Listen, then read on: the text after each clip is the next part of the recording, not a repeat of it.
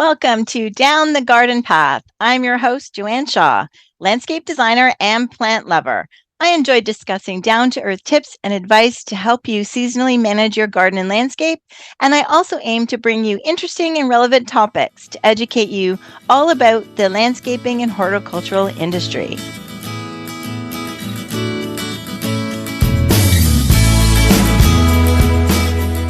Hello, everyone, and welcome to another episode of Down the Garden Path. With me today is Abby Rupsa. She is joining me as a founder and lead designer of Botanical Living. I love the name, Botanical Living, a Colorado-based design firm specializing in refined, high-end residential landscapes. Known for her elevated aesthetic and white glove client experience, Abby creates outdoor spaces that feel as intentional and layered as the homes they surround. She blends strong architectural structure with lush, livable planting design, bringing beauty, function, and long-term value to every project. Welcome to the show. Thank you. Thanks for having me. Oh, Good you're morning. welcome. Good morning. I love the term white glove. So I know we're going to talk a bit more about it, but Mhm. why don't we start with you telling me your journey to becoming a landscape designer? For sure. So, kind of got into it late in life. I Me was a too. stay-at-home mom for a very long time and had a previous background in human resources and staffing. And having raised children for 10, 11, 12 years, I kind of needed to get back into the workforce and wasn't really sure what I wanted to do and had always loved interior design, but never pursued a career in it. And was walking through a nursery one day with my mother-in-law, who was my boss at my staffing service. She's Oh, excellent at putting people in jobs. And she said, you should consider landscape design for a job. And I said, I know nothing about that. I didn't know that that was a thing, really. And she said, you might want to look into it. And I looked into a program at my local community college for a certificate. And I said to her, what if I hate it? And she said, then you can quit. And nobody had ever given me permission to quit something before. Hmm. And so it really took the pressure off. And I enrolled in some design classes and instantly I fell in love with it. And it's been a really great, kind of a nice blend of that interior design that I love so much because you're creating outdoor rooms. And Yeah. then, of course, the plants, which are just so yummy and fun. So, but Yes. yeah, it's been a great journey. A 3 semester program took me about 4 years with Yep. kids and all of that mayhem. But my kids got to watch me walk in commencement, and it was really, really, really, I don't know, rewarding. And then Hmm. I've just celebrated my 11th year in business. And it's design. We used to say we were design only, but now we are design bid. We kind of lead with that Oh, term versus okay. design build or design only. We've sort of doubled down on that term because I think a lot of people were confused in that, we would do the design and then we would walk away, but that's not actually what we do. Oh, We will right. design and then we will actually facilitate all the way through the build, even though it's not our crews that we, are building it. So Oh, it's been a really fun journey and trying to figure out all the business side of it because I went to school for design, but it's hmm. largely working out. So Yeah, that's one thing they didn't teach us as business, right? exactly, Yeah. exactly. You kind of have Yeah. to feel your way through it, and if things feel good, keep going, and if they don't, that's the lovely thing about being a small business is you can pivot quickly. So, Pivot. Yeah. Well, your journey is very similar to mine, so I could totally relate. Yeah. So I started with, they were smaller, so they were younger a little uh-huh. bit. So I needed a babysitter for an hour, like, so I could, go to the class and, before my husband got home. So yeah. Hmm. So, but my biggest regret is I didn't go to my commencement and nor did I, so then my Oh, kids did. I know that's a huge regret of mine. oh, So good for yeah, you for doing that and good for your kids that got to see you do that. So I think that's yeah. It great. was really. I was 40 at the time, and I'm 51 now, so it was really rewarding just to have them in the audience, and they've Yeah. got to see me build this thing all the way, and it's been really, really cool. Oh, that's wonderful. I love the term bid because that's what I do as well. And I'd Mhm. never, so that was one of my questions for you was what did you mean by design bid versus design build? hmm So typically, most people, most clients, they come to this process thinking of the contract and the build, right? They don't Hmm. necessarily think about the design portion of it. It is there in their mind, but they just can't quite conceptualize or understand the process of getting all the way to their dream yard. And so originally, we used to say that we were design only. And as I mentioned earlier, people didn't quite know how do they get to the actual product. And Hmm. we've never turned our client over and just walked away. We've always been involved in the build process. We don't typically handle DIY clients, so that's not really our market. We have had people who are Yeah. willing to tackle it on their own, but for the most part, we are extremely architectural heavy, even though we're designers, not architects. So we're designing hardscapes, outdoor fireplaces and patios and, Hmm. covered rooms and Yeah. pergolas, all of those hardscape elements. And those can be very daunting for a homeowner. So we decided to change a little bit from design only to design bid in the hopes of clarifying to the homeowner that we can get that process completed for you. Now, a design build company, a lot of homeowners don't understand that when you have a design build firm coming in, they're going to be having sales quotas. They're going to be having Hmm. maybe materials on hand that they want to move. Mm. Um, there's just a lot behind the scenes that they don't quite understand, and they're very company focused. They're an employee of a large company usually. And with us being design bid, we can really focus on curating a space for the homeowner, regardless of the materials. We can work with high end products like porcelain or high end pavers like Techo Block or Unilock, but we can also make a very cool space with just using lower end pavers. It's about the Hmm. design. And we never want to over design. We never want to try to meet our sales quotas, or treat our clients as numbers per se. So Hmm. I think that's where we are a different animal than a design build company. And we also help value engineer our designs so that people can actually build it, whether that's through scope or phasing or materials, whatever that is. So we're very much client focused. Oh, that speaks to my heart. I try to do that as well. Now, will Mhm. you you must have a list of preferred contractors then that you, Yes. Yeah. right? Um, So, yep. yeah. Do you like I try to match make or do you give it to like several and then have them bid? That's a great question. So we used to say to our clients that we would facilitate intros to a few of our contractors, and I say affiliate contractors. We like to look at them as an extension of Botanical Living, even though they're not our crews. Hmm. So aligned with the customer service and that white glove experience and being extremely hands-on. We never want to tell our clients that we're doing something. We want to have them feel collaborative in the experience.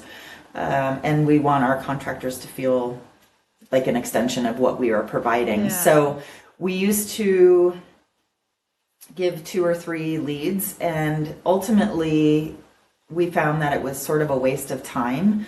And it was sort of, I don't really feel like it was getting the client to the end result that they needed. It was just taking more time.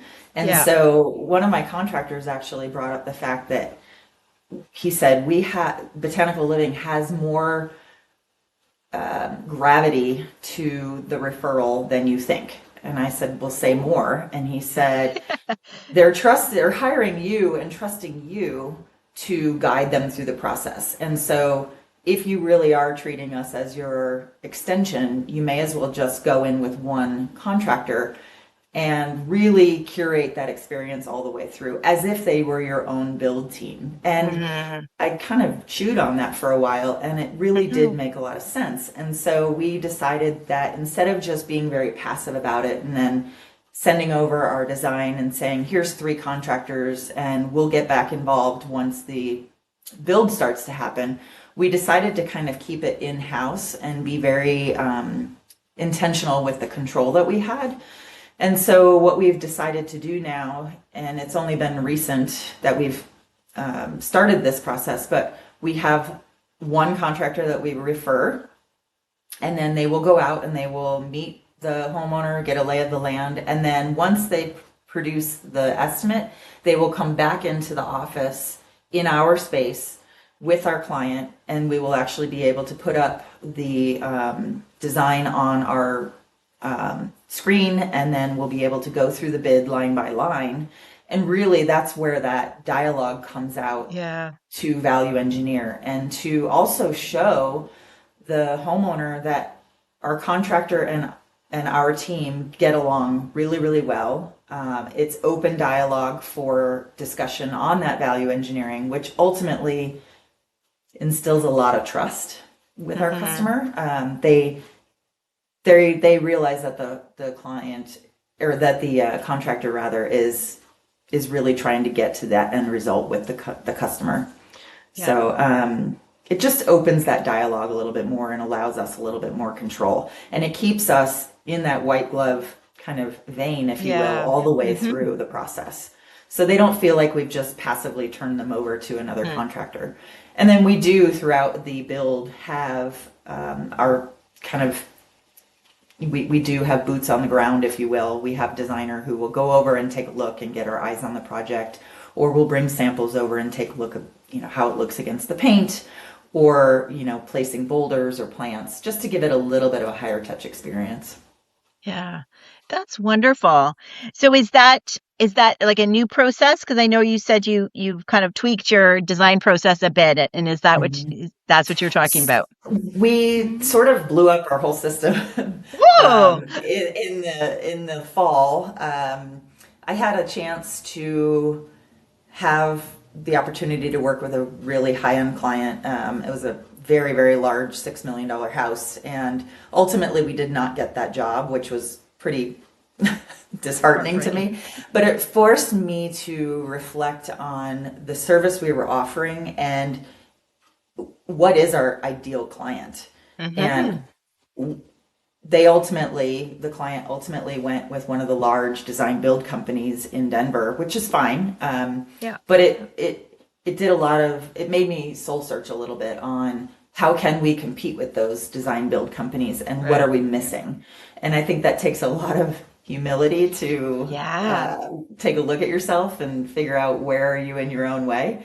But so it's been something that we've started with the new year, and already even our contractors are saying that it's been really helpful to get in front of the customer, because it's the way that we're interacting with our contractors in front of our client speaks volumes, and it helps sell that design a lot better and a lot faster. And again, we're painting that picture for the client, and the contractors aren't always great at that.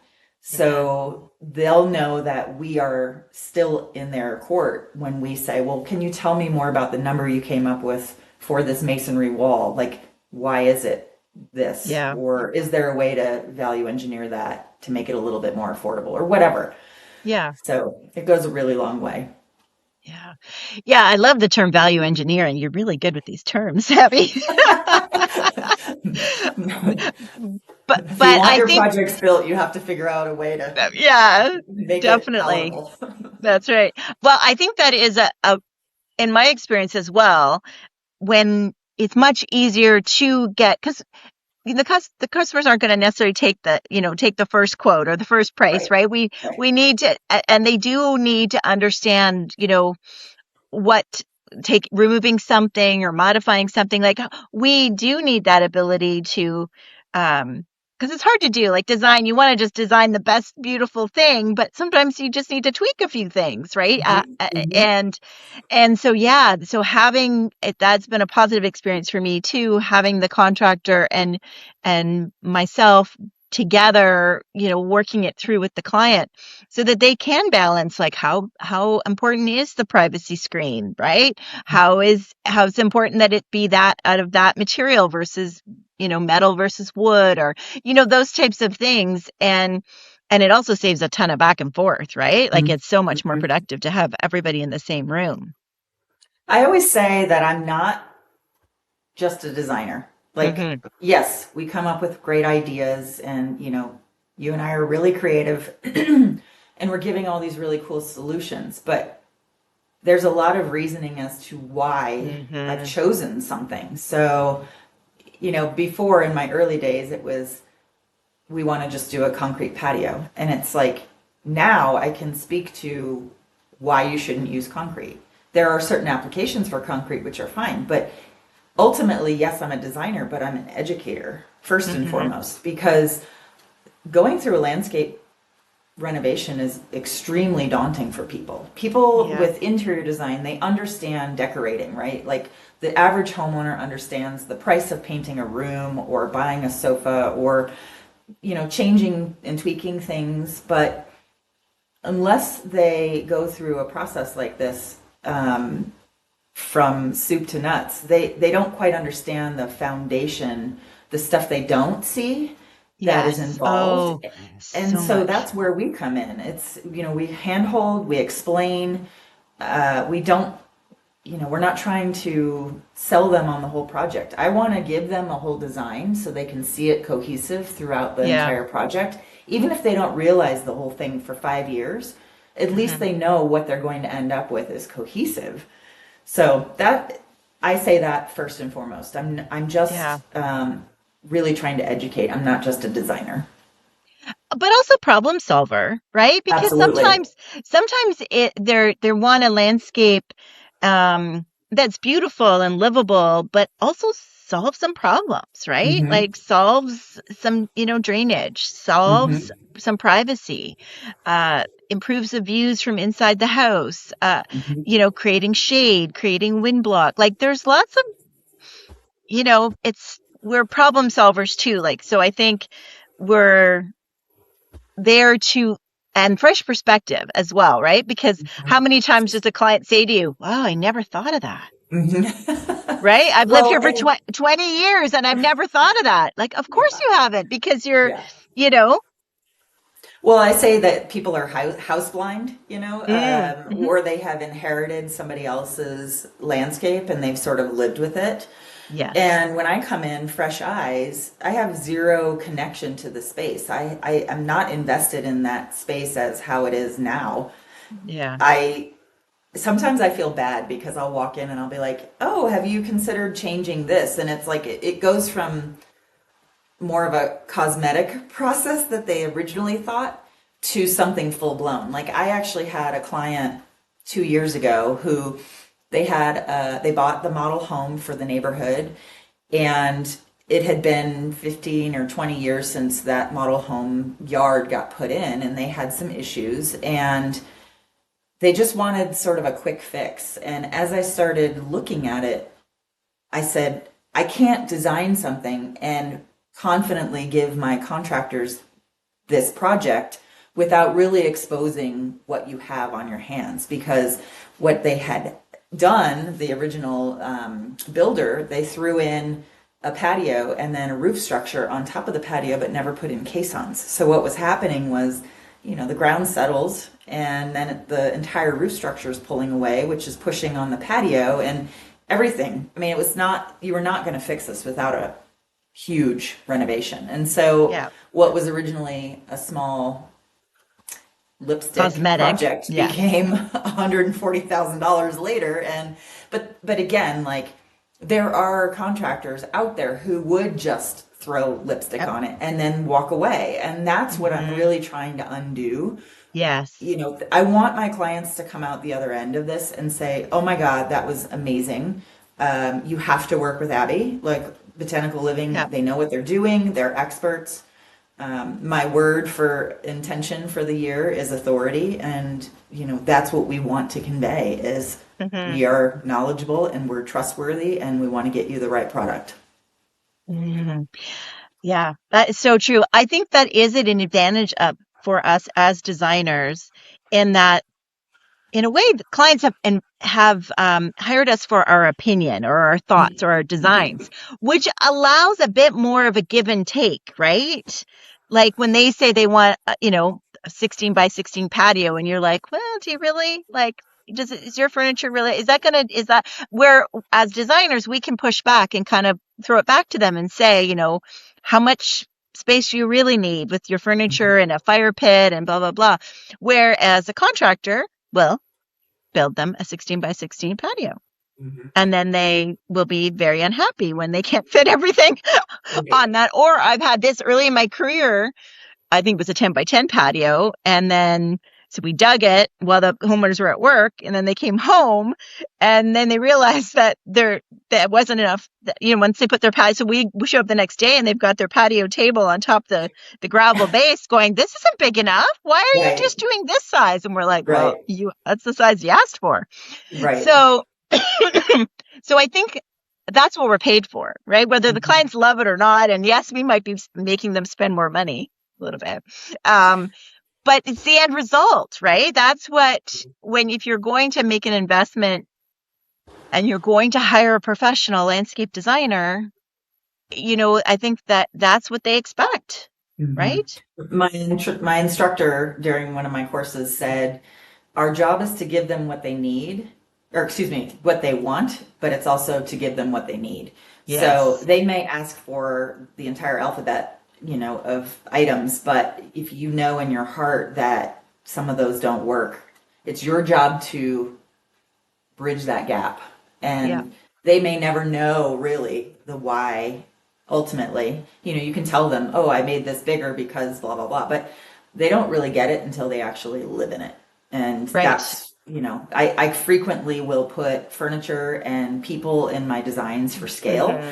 Um, you know, there's this kind of rule that I've heard along the way where if you have a static dining area, you want to plan about 2 square feet per person. And if you're doing something where there's movement, like around a fire pit or, a patio where there's comings and goings, you want to plan about 4 square feet per person. So, but they don't understand what does that Yeah. mean. So Yes. until you put that on paper, even I have had issues where I'm in a yard and I'm like, oh my God, is the entire design going to fit? But the software does not lie. Scale Yes. does not lie. Yes. And then, scale as well is something that you can tell people about, but until they live in it, they don't understand. So, Yeah. like you said to your point about doing a 10 by 10 patio, it's too small. And they might say, well, that's all we want. And it's like, but do you? Like, is Yeah. that really going to get you what you really want? Yeah. And if you have a massive yard and you're putting things up against the fence or, these things are too small, they're getting lost in that space. So it's up to us to have the education or promote the education around why we're choosing what we're doing. Yeah, yeah. And that is, why I think it's very important for homeowners and our listeners, hopefully, are in that category for starting with a plan too. Don't you feel? I mean, coming Absolutely. coming into it, sometimes the homeowners have started doing, maybe taking something apart or maybe, buying a bit of whatever, and then we're not necessarily mid-project, but they're, not right at the beginning. And I think it's very important that we have the clean slate and that they look at that investment right off the bat. Don't you agree? For sure. I've heard the expression, you wouldn't build a home without an architect. So Hmm. why would you build a yard without a landscape designer? I Right. think COVID has changed the game a little bit. I hate to kind of reference that pandemic time of life, but Yes. with the sudden popularity of wanting extra space and really understanding that your home is a sanctuary and also with prices going crazy and home values in Colorado we've always sort of accelerated. We've never, lost value. It's challenging for people to move because they're going to end up moving to a different place, but it's going to be smaller. So a lot of people will just stay where they are and accentuate what they have. And so with that shift has come a more savvy consumer. Yeah. And we also, Colorado in particular, is a place of transplants. We have Californians and people from Washington State and people from Texas who are coming here, and they have more money and they have a higher expectation, especially if they're coming from, warmer Yeah. Climate. climates Yeah. like California, where they can be outside all the time and Yeah. they want what they want. And so I love it because it's really started to move that barometer of what are people willing to invest. I think used to be that outside was just out there. It was plants Yes. and maybe a small patio. But now it's really become, especially with the advent of, Instagram and seeing everybody else's and keeping up with the Joneses, it's Yeah. forced people into wanting, or not forced them, but kind of ushered them to want more. Yes. And I think seeing their outside that could be, I totally agree with you, the pandemic, because people needed the outside space, but Mm-hmm. seeing the space as rooms now, right? Mm-hmm. As outdoor kitchen, Mm-hmm. as a dining area versus more relaxing, watching TV, kind of family room type area, that they could see that. I think that is something that, yeah, people didn't have that vision, right? Before the Mm-hmm. pandemic Mm-hmm. of I how to think use their also yard. I think also materials are getting better as well. Mm-hmm. Yeah. We talked a little bit about pavers earlier, and pavers used to be the pillow top, lots of aggregate showing. Weeds would form, or people would use flagstone that was irregularly cut but not done well, and it just sort of. I feel like landscapes sort of fell into ruin a little faster than they are, now. We build them for timelessness, much like you would choose interior finishes. And Right. so, we're not just giving you a wood deck. I'm going to give you something maybe like a composite, or in our neck of the woods, it's a fire rated product.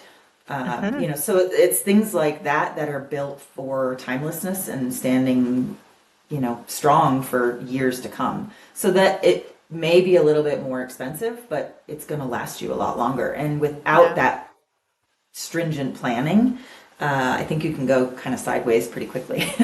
Yeah, yeah. And especially like you said, people aren't moving, there's it's not really a starter home anymore. You kind of buy a Right. house and you're there. So Right. it makes more sense to think of that, to think of quality products and even see a landscape design as a 5-year plan. You're right. Like you might not be able to install all of it at the same time, but I try to say to my clients, but you may have to start not where you want to start, right? Like in order to do it in the proper progression, and that's the idea of seeing the whole plan, right? Is like, why do a front yard if then you're going to you want to do a pool, because then you're going to potentially cross that front yard, depending on access in some Mhm. situations, right? Yep. Um, We to call get that to, order of operations. Like you can't yes, yourself out of yeah, the room, right? Yeah. yeah, yeah, So, absolutely. and then that's also, a huge caveat too. Like if we design something, based on all of your wishes, and if you're ever thinking of doing any sort of hardscaping and you want lighting, we need to plan for that. So whether that's Hmm. putting down conduit, or if you're going to put in a pergola someday, like let's do the caissons and hide them until you're ready. So I think again, it's just like showing the value in working with a professional who can handhold. And I always say, I don't want to spend all your money. I want to help you spend it well. That's a good term. Hmm. Hmm. What else have you added to your service to kind of give people the more of the white glove? Like, I think it's fascinating. You have your own office, so you can have people come to your home Hmm. or to Hmm. your office, that's got to be Which a big feels like a thing. home. Yeah, hopefully, yes. Uh-huh. So yeah, so what else have you found that your clients like, or that you think is important to increase that white glove experience? Mhm. That's a great question. So, with getting larger clientele and being more creative and having these higher ticket projects, I think people really wanted to see, 3D. We weren't offering that before. We would do, an outside source for it, and it would take a lot of back and forth. So I Hmm. decided that we were going to change software to offer a little bit more of a 3D experience. And coming to our office is great. It shows just a little bit more professionalism, I think. They can come here, they see our style. It's, kind of chic, and they get to see kind of the end result of what a really cool living space feels like, even though it's inside. Hmm. Um, and it kind of has them on our turf versus us always being in theirs. And I read a book recently called Unreasonable Hospitality.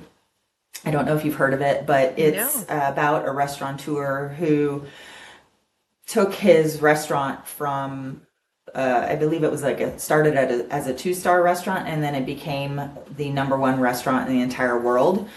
And it's as much about the food as it is about the service or Spirits. the hospitality. Hmm. And the sort of mantra that he says is it's giving people more than they expect. And Mm. so, yes, we are a landscape design firm, but we want to behave as a liaison or a concierge to our clients. It's an Okay. experience. I remember becoming very passionate about what are we providing to our clients. Hmm. Yes, we're giving them a yard, but it's an experience. This is an extremely emotional process for people. Hmm. It's up there with buying a house or getting married or buying a car or, you know, death or marriage or whatever, and you can come through that feeling very happy about it, or you can say, oh, that was painful. And I want them to Mm. feel happy about it. Yeah. So the unreasonable hospitality really pushed me in the direction of giving people that, high touch experience and really holding people's hands through the experience. So, Excellent. so the 3D, and if we're going to show up on site, it's going to be hey, what can I get you for your coffee order? Or I'm Hmm. going to bring donuts to the crew or whatever. It's just, I want the whole experience to feel really, really easy and happy. Yes. Yes. Is it practical as well? Like, when they come to your office, or do you have samples of material for Mhm. them to touch and to see it? And Mhm. when they're looking at the price different, because that's a perfect time, right, for them to look at the Mhm. design, look at the material, talk about pricing. And Mhm. I know I spend a lot of time, and my contractors, dropping off material or meeting them at the material site and looking at materials. But in some ways, I could see that as being a much more productive, much like a home interior designer would do, Mhm. right? Mhm. We do try to lay out or flat lay our products in the space, and we do have quite a few materials here. Obviously, with landscaping, it's challenging because you Yes, can't necessarily bring huge pavers everything. in, but we do show them a lookbook, digital lookbook of everything intended, plants and hardscape materials. We will have as much as possible. We, here that they can touch and feel. Yeah. We will explain the benefits of, say, a paver. So we'll show them a paver and tell them why, this is a better product than concrete, stuff like that. Yes. And then, to be able to then show them the 3D. I had a client the other day who was like, I'm going to cry. This is so beautiful. And it just made Oh, my whole day because they excellent. are sitting on a raw piece of land, and it is old acreage farmland that has not a single tree on it. So for me to be able to show them something, their vision for their forever home, I don't know, I don't take that lightly. It's super Yes. Yeah. important. And It's a privilege, isn't it? Don't you it think really it's a is. privilege? We really It have really that is. privilege. Hmm. Yeah. Yep. Yeah, because you can repaint a room and you can move the furniture and you know what I mean? Interior, like I know you can move walls and things like that, but plant like things that are living, like outside. It's not just about patios, it's about gardens and living space and trees. It is a privilege to do that for people, Mhm. isn't it? It's a great way to say that. Yep. Yeah, yeah. How important do the gardens play? So I know it's all about, there's a lot of furniture and rooms and things like that, but what is your passion or your vision for and your climate? Everybody's climate's a little bit different. I think your growing climate is similar to ours here in Ontario. Um, so how are you regarding plants and vision? So, xeriscaping is the buzzword here. We Ah, are a high plains desert, so the things that okay. grow here are very, very limited naturally, So we've got Okay. cottonwoods and we've got yucca and rabbit rush. But people frequently, as I mentioned earlier, will come from other parts of the country and they'll say, I Mm, want rhododendron and I want hydrangea. But we'll try to give them what they want, but we should be good stewards of our climate and our water restrictions. We're giving water down to California. Our Colorado River provides to other states. So we are frequently on water restrictions as well, and water rates are going up. So Colorado, I think it was 3 years ago, changed their laws to now allow homeowners to xeriscape their front yards completely. They can overrule, I guess, HOAs who would require, a typical curb appeal with, lawn and all that. lawn. We can still have HOA requirements of curb appeal and aesthetics, but for the most part, xeriscape is king. And Wow. with that, we've had HOAs who have completely, renovated areas that are, built in the 90s and heavy on the grass. And, now they're getting charged crazy amounts to irrigate areas. So plants come into play. I would say, I hate to say that they're sort of secondary to the architectural element of a landscape, but it's all about giving people, nobody ever asked for a high maintenance garden. So, Yeah, I know, I know. Yeah. it's giving them low maintenance with long bloom time and lots of texture and not forgetting the evergreens for the winter interest and Mhm. giving, habitat for overwintering insects. And there's just a lot that goes into it. And we have Plant Select here, which is instrumental in bringing lots of new xeric plants to the area that are appropriate for our climate. So we try to be good stewards. They're actually, xeriscaping actually was a term coined in Colorado. Denver Water is the one who Oh, wow. coined that term, and xeric means dry. But the problem is that xeriscaping has now turned into a mindset of zero scaping. I can't tell you how many people will say, I want zero scaping. And I'm like, Yes. you No, don't want no. that. That's Yeah. Yeah. Arizona. That's lots of rock and, heat Yes. islands. Yeah. They're And asking for River Rock, right? Oh my gosh. so we have, Colorado is really starting to shift to more Colorado scaping. You can Okay. have lower water plants and right plant for the right place. It doesn't necessarily have to Hmm. be native. Yes. And pocket lawns, they're great. I don't mind having some lawn as long as it's maybe something like Tahoma 31, which is a low water Bermuda grass instead of a high water Kentucky bluegrass, or a clover lawn or grandma grass. So it's again educating that client, and we've had a lot of xeric retrofits. Okay. So I take that back about your climate being similar. I think more because you have winter, like we have winter, but that is interesting that it's as dry. I don't think I realized it is dry there.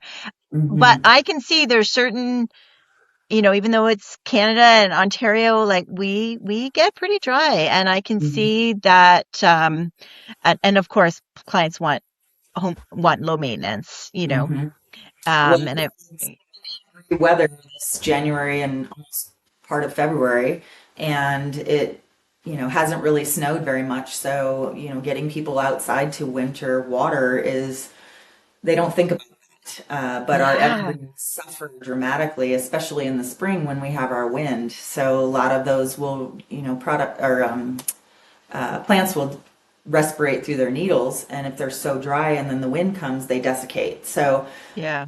educating clients again on making sure you're watering, especially newly planted plants, Oh, absolutely. Yeah. and wrapping trees when they're brand new. And, there's a Okay. lot of that. Yeah. So winter protection for some of them, Mhm. right? Yep. Yeah, that's important. Um, as I know we touched on it a bit about material choices. So that's another part that I think clients, we don't just give them the plan and say, here you go, it's labeled this material. In addition to plant material, I'm sure you're also helping them choose, like you said, the best material for the job. And then in Mhm. addition to plants, like it is a full service, right? When we're designing, we're looking at things from the plant material right to the stonework, all of that, right? Mhm. Yeah, so we will give in our plans, they are fully buildable by any contractor, even if they don't want to use one of ours. We do dimensions, elevations, materials choices, as you mentioned, down to the color. And again, that's fully negotiable. We try to give them something higher end, and then we can work backwards from there. But we do let them see it in the digital lookbook. We will, even show furniture if we need to. We will choose fire pits, depending on what they want. If it's a Yeah. masonry product or if it's more of a furniture style piece that feels like an appliance. So we will, be pretty instrumental in choosing those materials. With pools, we will typically work around a pool that's already been designed, Okay. but we will facilitate intros to pool contractors if they don't know who to use. But we will, rely heavily on them to kind of cite where the pool's going, and then we'll design Yes. around that. But Yeah. if there's ways that we can kind of get our fingers into what materials are we using in that pool versus again just sort of letting the contractor run with it because it might not gel exactly. Hmm. But if we can elevate it in some way, let's do that. Hmm. So again, we just try to be instrumental in every capacity for our customer. That's great. That's great. Mm-hmm. And I'm glad. I mean, we've chatted a bit on LinkedIn about, in our LinkedIn chat about the 3D and that is such a great tool for communicating. But I struggle with the expectations like that people um yeah, so I think that's been my You, stumbling block with 3D, right? yeah, Is you definitely have to temper their expectations. Yeah. There's that old adage, which I'm sure you've heard. It's like it takes 3 years for plants to really get established. First year they sleep, second year they creep, third year they leap. Especially in Colorado, it's our growing season is shorter, and so Hmm. when you do show these beautiful drawings, you sort of have to have the asterisk there. This is 20 years in the future. Is Yes. that lying or misleading? It's all in how you present it, right? Yeah. If you're designing for somebody in their forever home, then you do want to show them that. Or if it's an investment property for somebody who, is putting millions of dollars into a really high-end home, you want to show that. And we Yeah. frequently tell people if they're not going to be in that house forever, like save your designs and save these design packages for your client or for your potential buyer if you're going to sell your Yes. home. We've had people who have gone through a design process with us and then they've sadly had to move before they've actually built the project. And I say, Me too. sell it with your realtor because they're going to be able to show that you've put thought into the yard and they Hmm. can either come back to us and tweak it if they want or build whatever is present Yeah. on that That's design. a value, right? So Hmm. we add value in that as well as don't you also think property value, like having a professionally even though in this market of the home prices raising and or staying high, having a home with a regular yard versus a home that has been professionally designed, huge impact on property Hmm. value, don't you think? Hmm. Oh, for sure. I think I saw recently, again with the appreciation for outdoor living spaces, the return on the investment has become a lot better than it used to be. Again, like, Yeah. if you were just putting in a concrete patio, like that's not going to return much. But now that people are really putting thought into what they're doing, it's increasing values of their houses by quite a lot. So, Hmm. that alone is huge. Yeah. Yeah. Yeah. That's, So, yeah. how So long have you been designing? I'm about 20 years now. Okay. Yeah, Yeah. yeah. I started with a garden center. So I was designing for a garden center, and that's where I went when I went back to school. So I did it very part-time as well, Okay. kind of one course at a time. And remember when they used to bring the clients used to bring in like 4x6 pictures of a yard with some measurements, and I'd have to do like in-store designs, right? It's pretty. Yeah, it's like, there you go. And so then and then the outside, just as I was graduating, the outside designer, who visited people's homes, was moved on. And so I was able to so then now I'm going to people's homes, but still in an hour, you paid for an hour to, measure and sketch something out and give it to the client. So which was a great experience because it forced me to kind of force some skills, right? Because you can go to school, like, we've got like a week or more at school to work on a design, right?